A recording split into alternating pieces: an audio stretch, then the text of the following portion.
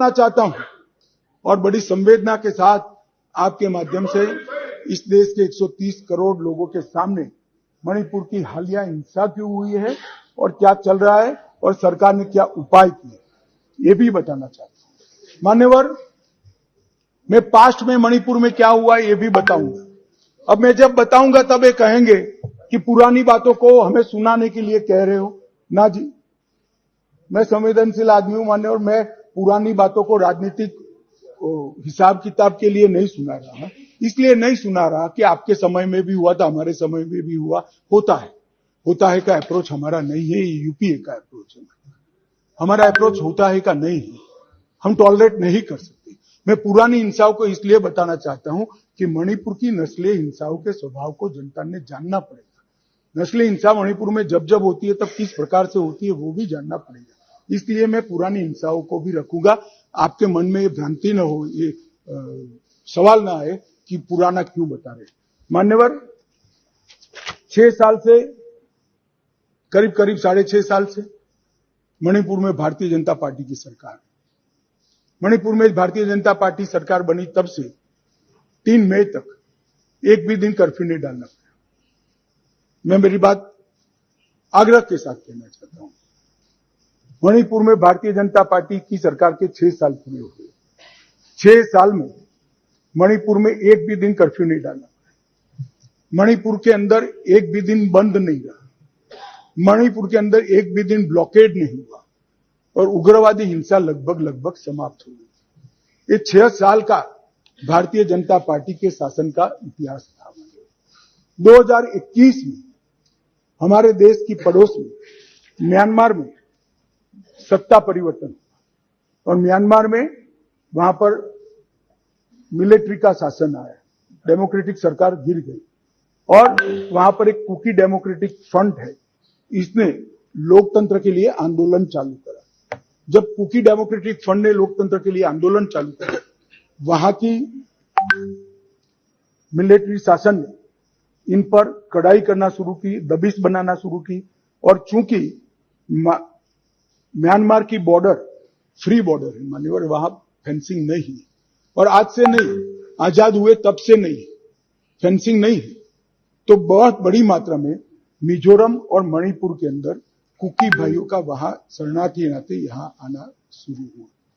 मैं इसलिए कहना चाहता हूं मान्यवर, क्योंकि उनका झगड़ा मणिपुर की मिलिट्री से था और दबिश शुरू हुई इसलिए अरे म्यांमार की मिलिट्री से था और दबिश शुरू हुई इसलिए वो यहां पर आए। मान्यवर, हजारों की संख्या में कुकीज आदिवासी भाई यहां आना शुरू हुए और परिवार बसने लगे। कहां बसेंगे? तो जंगल में बसने लगे और एक प्रकार से मणिपुर के बाकी हिस्सों में एक असुरक्षा की भावना हुई कि हमारी जनसांख्यिकी बदल जाएगी। हमने उसको देखा। उसी वक्त मान्यवर हमने गृह मंत्रालय में 2022 में निर्णय किया कि अब ये बॉर्डर को खुला नहीं कर सकते, बॉर्डर बनानी पड़ेगी, फेंसिंग करनी पड़ेगी। हमने 10 किलोमीटर फेंसिंग पूरी कर दी है, 60 किलोमीटर का काम चालू है और 600 किलोमीटर का सर्वे चालू है। आपने 2014 तक कभी फेंसिंग नहीं की। हमने दूरंदेशी से 23 में दंगे हुए, 21 में ही फेंसिंग का काम शुरू कर दिया था। 10 किलोमीटर ट्रायल फेंसिंग बन चुकी है, 60 किलोमीटर का काम चालू है और 600 किलोमीटर का सर्वे बाकी, जिससे ये घुसपैठ को रोका जा सके। फिर एक अनरेस्ट खड़ा होने लगा क्योंकि वहां जनसांख्यिकी बहुत निर्णायक होती है मान्यवर। घाटी में कुकी भाई रहते हैं, पहाड़ पर ट्राइबल भाई रहते हैं, तो उनके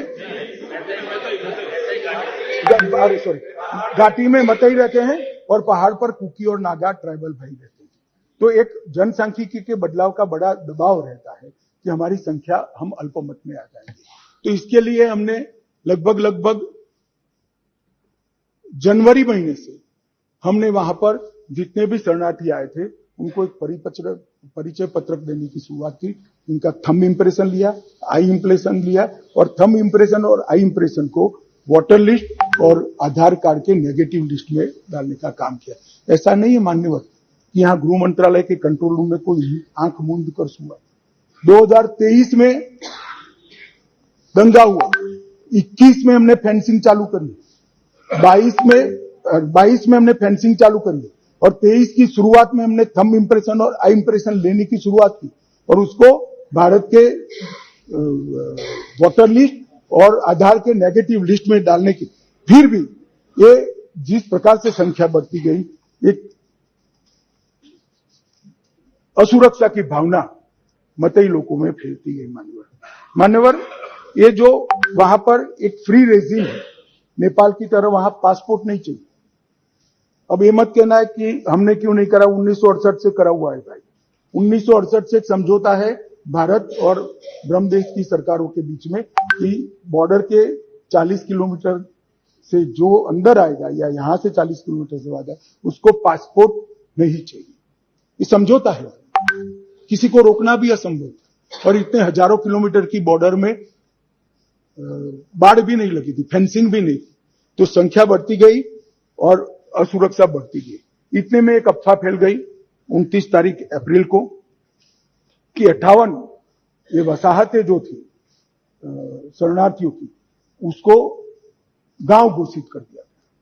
अब गांव घोषित करने की अफवाह से ही घाटी में बहुत बड़ा अनरेस्ट शुरू हुआ। और वो अनरेस्ट को भी हमने माइक वाली जीपे चलाई, बताया गया कि भाई कोई गांव घोषित नहीं हुआ है, मगर अफवाहें जब फैलती है तब फैलती है अविश्वास का वातावरण। और घोषित जंगल गांव घोषित किया, जंगल गांव घोषित किया जो वसाहतें थी उसको, तो उनको लगा परमानेंट अब यही बस है, तो एक अनरेस्ट खड़ा हुआ। उसके बाद में आग में तेल डालने का काम हाईकोर्ट मणिपुर के अप्रैल महीने में आए हुए एक फैसले ने कहा, जिसने सालों से पड़ी हुई एक लंबित पिटीशन को अचानक चलाया। अचानक चलाकर ना भारत सरकार के ट्राइबल आयोग को शपथ पत्र लिया, ना भारत सरकार के ट्राइबल डिपार्टमेंट का लिया, ना भारत सरकार के गृह मंत्रालय का लिया, ना मणिपुर सरकार का लिया, और अचानक ही कह दिया कि 29 अप्रैल के पहले इस मतई जाति को ट्राइबल घोषित कर दिए। इससे पहाड़ पर बहुत बड़ा अनरेस्ट हुआ, ट्राइबलों में बड़ा अनरेस्ट हुआ कि अब मतई ट्राइबल बन जाएंगे तो हमारी नौकरी होगी। स्पर्धा का भाव होता है और स्वाभाविक है, एक कोई कानूनी प्रक्रिया के बगैर एक ऑर्डर कर दिया गया, जिसके कारण ऊपर भी, नीचे ऑलरेडी अनरेस्ट चालू था, ऊपर भी अनरेस्ट हुआ और 3 तारीख को एक रोली के अंदर एक क्लैश हो गया और क्लैश होने के बाद दंगे चालू हुए जो अब तक अशांत परिस्थिति को बनाए हुए हैं। अब इस परिस्थिति को आप वो क्यों नहीं गा, ये क्यों नहीं गा, इस तरह से आप तुलना मत करिए। ये परिस्थिति जन्य दंगे है मान्यवर। मैं आगे भी कहना चाहता हूं, इसके साथ एक बहुत बड़ी बात दूसरी भी हुई है कि वहां मिलिट्री का शासन आने के बाद थोड़ी ढिलास आ गई है और नार्कोटिक्स का भी बहुत बड़ी तस्करी म्यांमार की ओर से मणिपुर की ओर हुई है। इसके व्यापार से भी बहुत बड़ा अनरेस्ट हुआ है। मगर जो क्लिंचिंग चीज थी वो कोर्ट का जजमेंट थी, उसकी अंतिम तारीख 29 मई थी और इसके विरोध में एक जुलूस निकला। जुलूस में दोनों ग्रुपों के बीच में भिड़ंत हुई और देखते देखते घाटी में और पहाड़ पर दोनों जगह एक दूसरे पर हमले करना, हिंसा करना शुरू हो गया। मान्यवर, अब 2 सवाल है कि हिंसा शुरू करने के बाद क्या किया, मैं उस पर बाद में जाता हूं। इतनी ही शांति से बताऊंगा, कोई जरा भी मन में, मैं कि कोई किसी चीज से भागना नहीं चाहता, भागना मेरा स्वभाव ही नहीं है भाई, मैं किसी भी चीज से भागना नहीं। मगर मणिपुर की नस्लीय हिंसाओं के इतिहास को समझना पड़ेगा। 1993 में श्री पीवी नरसिम्हा राव जी प्रधानमंत्री थे, राजकुमार दोरोन्द्र सिंह कांग्रेस के नेता मुख्यमंत्री थे और नागा कुकी संघर्ष हुआ। नागा कुकी भी नस्लीय हिंसा थी और उस वक्त 750 लोग मारे गए, 200 लोग घायल हुए, 45,000 लोग शरणार्थी थे और 1.5 साल तक ये हिंसा अविरत रूप से चलती रही। अब ये कहते हैं प्रधानमंत्री जी क्यों नहीं बोले। भाई 700 लोग मारे गए थे, 200 लोग घायल हुए, 45,000 लोग शरणार्थी बने। आपको मालूम है जवाब किसने दिया? मान्यवर, इनको मालूम है जवाब किसने दिया? MOS राजेश पायलट। और मुझे नहीं बोलने देते। मान्यवर, इतनी जघन्य घटना हुई, भारत सरकार से किसी ने मुलाकात की क्या था?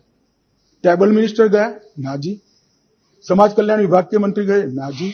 होम मिनिस्टर का question does not arise, MOS गए, ना जी। और ये पूछते हैं हमें कि प्रधानमंत्री क्यों नहीं गए। अरे भाई, आप जरा देखिए कि नस्ली हिंसाओं का इतिहास, मैं पूरा बताता हूं उनके सब, मुझे जल्दबाजी नहीं है, बड़ा महत्वपूर्ण मुद्दा है।